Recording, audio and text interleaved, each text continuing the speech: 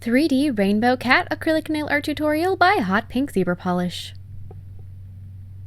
Hi guys, in today's video I'm going to be showing you this really rainbowy, bright, intense looking little kitty that I did. And this is a rainbow cat that's just kind of out of my head. I really love cats, obviously, and rainbow is always fun. And I also decided to do a slightly black holographic background. You don't see too much of it, but you do get this like hint of sparkle behind her, which is really cool with the holographic and then the rainbow cat. I really like that combination together. So if you're doing additional nails with this one, not just a single one, I would definitely add that black holo with it because it just looks so perfect and kind of like a galaxy. Anyways, I hope you like it, and don't forget to click subscribe to see my future videos as well. So to begin with, I'm just going to take some black acrylic and create an overlay over the nail. If you don't want to do black acrylic, you do want to have like a black base underneath the black holographic powder. You could do that with gel polish instead. That would work out just fine. And you can put gel polish as a base on the nail and then add an acrylic overlay on top of it. That works, which is something that I don't do very often, but it does work. It does the job. So anyways, so just a black acrylic overlay over the entire nail, making sure that that's on the relatively thin side. I don't like doing anything too thick. And then I'm going to be encasing the nail with a layer of clear acrylic. I always add a layer of clear acrylic on top of my, the base of my nails. I guess I shouldn't say always, because there's an exception to every rule, but for the most part I do add a layer of clear acrylic over the top just to add some strength. Clear acrylic is the strongest of the acrylics because there's no pigments or glitters or anything that are getting in the way of the interlocking polymers. So I just add, even if it's a thin layer. And one of the things that I learned at one of a little bonus class that I took was that you should really always add some clear acrylic, and you can do that as the base on the nail or as the top and encase things. It doesn't really matter, but just adding that little layer there really does do good. So now I'm going to be filing it. First, I've got a pretty coarse bit that I'm going to go through and just make sure that everything is nice and in shape properly and looks right, and sort of pull in the sides. And then I'm going to refine it just a little bit more, make it really smooth and really nice, which really helps with the holographic powder, with a much more a finer bit, one that's a little less beastly. So then I'm going to be applying a layer of no wipe top coat over the top of this nail. Make sure there's no bubbles in your top coat and that it's a smooth, even layer. After you cure that, I cured it for 15 seconds, then burnish in some of that really gorgeous holographic silver, or black powder, I mean. And it's hard to see it in the video, but oh my goodness, it is so pretty. I love holographic powders, absolutely love them. Then I'm going to remove the extra dust and apply a layer of gel sealer over the top of it. You can kind of see a hint of all those little rainbows in there, but in person, it's like 10 times the amount. It's just stunning. So then I'm going to be taking and I'm going to be making my little 3D kitten first with white. So I did all of the acrylic that I did in this was just white, and I added all of the rainbowiness. Yeah, I'm going to say that's a word. Rainbowiness. I added all of that with paint later on. You could do that with acrylic. That would be just fine, but I would still begin with a layer of white acrylic over everything, just because I guess it would depend on brand, and I'm sure there's, again, exceptions to every rule. The acrylics that I have, the bright colorful ones, aren't super opaque, so you're going to have a really thick layer, especially to cover up that black background. Whereas white acrylic, if you have that as the base underneath, it's a lot more solid and opaque, and it's going to block out the black from behind it. So just make sure that you have that sort of a blank canvas to work on top of, which is what this white acrylic is acting as. So I began with just a basic shape of her head and then her body, and then added a tail that kind of is curling around the front of her feet. And now I'm going to go over and add another layer of white acrylic over her head to start with, and just right over the top of the exact same shape I did. And then with the tips of my brush, I'm just going to push in right over where her eye sockets are. So just push that in. That's going to create the bridge of her nose, and it's going to make that shape. And if you have a nice rounded brush, you don't really have to do anything besides push your brush in like a little stamp, because it'll create that shape on its own. And then I'm going to be adding some more acrylic over where her front legs are. Then using a flat edged silicone tool, I'm going to separate the two legs from each other. And then I'm going to be giving her a tuft of chest fur. So just add a little bit more white acrylic there, and then pull it out little bits with the tips of your brush out in all directions, just so that it looks a little bit more feathered and not so flat looking, not so circular. And then with a nice little oval or circle, I'm going to be adding her hind leg just right off to the side, and then adding a little bit more white acrylic to her tail, and blend the back of her tail, or the end of her tail, into her back leg, just so that that area doesn't look like it's all these different pieces stuck together, but it looks like it's all part of the same cat. So just blend that together just like that. Maybe take a little more acrylic if you need to.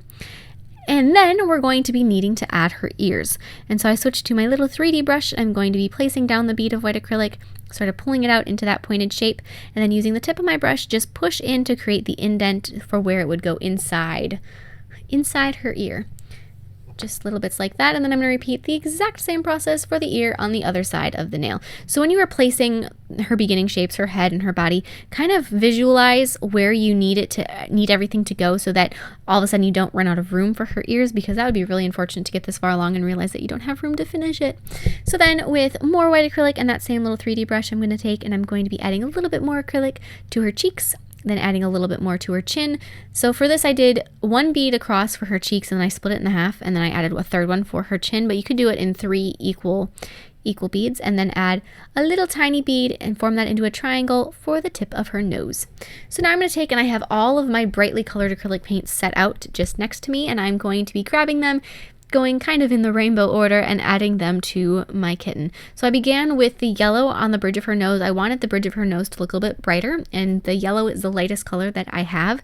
So that's going to be good to add in those areas that you want to look really bright. And then as I get further out to the sides of her face, I'm going to start adding darker colors. So I went yellow, orange, pink, and now I'm going to be adding purple. Purple to me is, even bright purple, it still appears darker than yellow and pink. So that along the outside of her face is just going to help with that. And I also put purple over the tip of her nose. Same thing, because it's going to kind of give you, you're going to see it really well against the yellow. I did some blue on her ears and blended a little bit of green into the inside of her ears, as well as I also had some white sitting out next to me just in case I needed it. And at the base of the ear, I added a little bit of purple to really help blend that into her head, just so that once you want these things to kind of flow from one aspect of the cat to the next, so it doesn't look so blocky and like it's all kinds of like a Franken-cat. You don't want it to look like a Franken-cat. You want it to look like it all goes together. And then kind of pull some of that blue down along the sides of her face. I also had a little bit of an aqua color that's really light to use in some of the highlights. So then I'm going to be adding her shoulders and everything else down. So I added just a little bit of yellow over that area that's going to be her chest tuft of fur.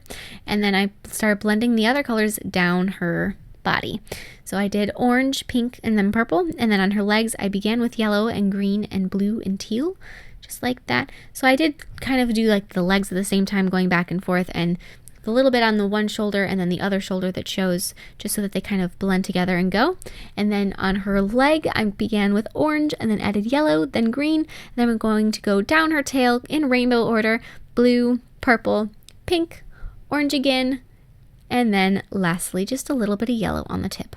Maybe just a bit of green too. I missed that part. There's also a little bit of green there.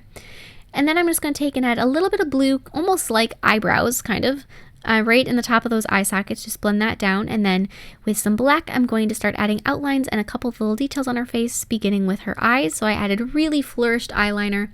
So really cat eye eyes. And then add the bottom line of her eyes, just like that, and kind of go back and forth from side to side. Don't do everything on one side and then try to match it on the other side. If you do little bits here and there going back and forth, it's going to end up being a lot more symmetrical, since you can see how everything looks after each step to try to match it. Then do some little outlines on her nose, add little polka dots for her whiskers. If you wanted to, you could have added some string in there when the acrylic was wet for whiskers. I didn't. I wanted to kind of simplify that area. Add a couple lines in her ears for her ear hair, outline her legs and her arms a little bit, just like that. Just make sure everything looks nice and visible. With all these rainbow colors, it's really easy for your eyes to just get kind of confused. So you want to add some black outlines just to make sure that you can see everything. So then with some white, I'm going to be adding some highlights in her eyes, as well as some little highlights here and there. Underneath her eyes I added some, and then I also kind of went through and gave her some stripes. Same thing, this is going to almost help your eyes know what they're seeing. So I added some little stripes on her forehead, some highlights on her ears a little bit, because you're breaking up all that color. And then you're also going to want to make sure that you add some highlights on her little chest tuft. It gets hard to say that, chest tuft. Anyways, add some highlights there, highlights on her legs and her arms and her back and everywhere. All those little lines are really going to just help your eyes know what they're looking at and make sure that you are seeing what you want to be seeing. And then add a layer of matte top coat over everything, just to make, or I should say over all of the 3D art. You don't want to add it over the background, leave that nice and shiny. And then add just a tad of some glossy gel sealer in her eyes and on her nose, just to make sure that those are nice and shiny as well. And that is it.